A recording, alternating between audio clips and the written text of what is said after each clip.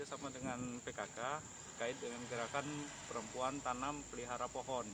Jadi kita dalam hal ini kita tema kita di mana pohon itu yang produktif dan ekonomis. Nah, ini kita memberi bantuan tanaman aren. Tanaman aren ini turunan dari produksi aren itu sendiri bermacam-macam.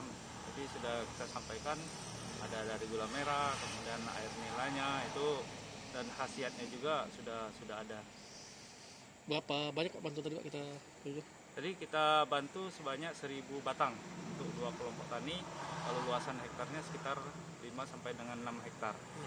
Ini harapan kita supaya petani nanti kita kawal bagaimana mereka akan menanam dan memeliharanya sesuai dengan arahan Pak Bupati, bahwa kita jangan hanya menanam tapi tidak memelihara. Nah, ini kita kawal supaya tanaman ini memang berproduksi dan memberikan hasil pada petani, terutama masalah pendapatannya.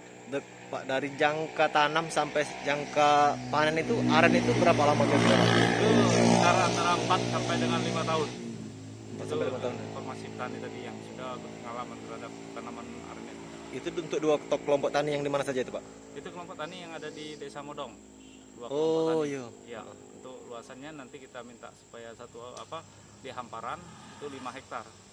Itu 1.000 batang. Oke.